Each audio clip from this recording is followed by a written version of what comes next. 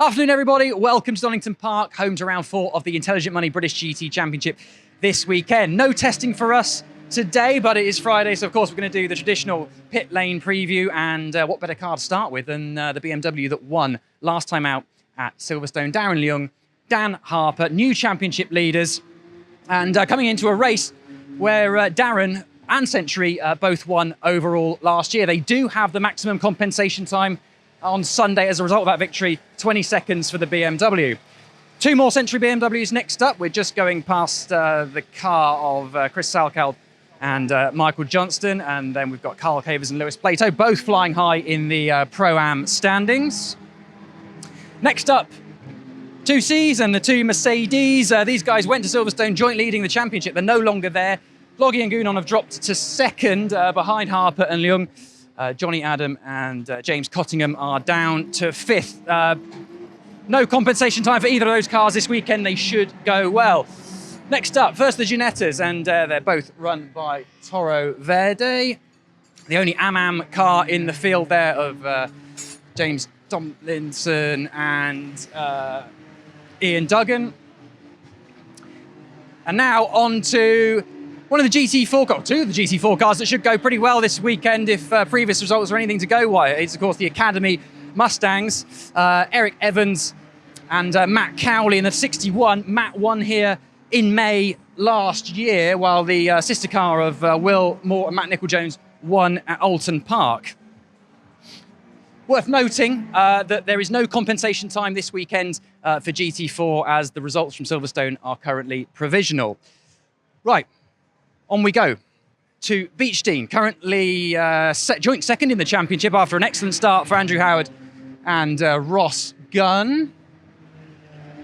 No compensation time for those guys either. On to Greystone, the usual McLaren-Mercedes mix. And on we go to R Racing. I've said it in two pit lane previews now, and we're still waiting for a big result from Seb Hopkins and Josh Miller. Those guys are already 46.5 points off the championship lead. They started the season as, well, probably pre-season title favourites. Third overall in GT3 currently, that's the Marciello and John Ferguson got there in the end, Mercedes for Ram. Again, didn't have the best of times at Silverstone after there was contact on the way to the grid, but they did get away with 15 points, as I say, third in the championship currently. Both are Raceways Ginettas. A change in 55 this weekend. Michael Crease isn't able to join us, so Tom Holland is partnered by Ben Short, championship debutant. Drive Tax Mercedes, you might remember those guys switched from GT4 to GT3 in time for Silverstone, and they've scored an excellent 9th place overall, and they were also on the Silver Am podium. Race Labs, Alton Park winning McLaren. Those guys are doing pretty well in the GT4 Championship currently. And then on to the GT3 Silver Am class leaders. Those guys, the advantage though has only been trimmed to half a point after Silverstone. Second of the Race Lab McLarens there. Enduro's GT4 isn't with us, but its GT3 is. And this, if previous results are anything to go by, should be right up there on Sunday. Morgan Tilbrook, Marcus Clutton, they've won 2 of the last 3 races here at Donington, but haven't had the best of starts to this season. See how they go on Sunday. We've just gone past an empty One Motorsport garage. Those guys had quite a big accident yesterday, so we're expecting that Mercedes to have a spare car this weekend. Abersmerk, familiar Mercedes AMG, and then on to Paddock, their usual mix of GT4 and GT3 McLarens. And here is one of the early contenders in GT4, DTO's new McLaren. Those guys are 3rd in the championship currently. But as I said, no compensation time this weekend. And even if there was, those guys would be outside of the top. We're outside the top 3 at Silverstone, so no compensation time for them to serve. Team Parker's Porsche, which started on pole at Silverstone, but faded in the race, if I'm honest. How are we going to squeeze through here?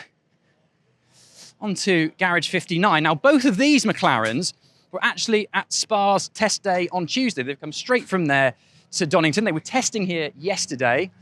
The Kirchhoffer and West 720S in the corner there. And then this is the Sky Tempesta example, which is running in Silver Am.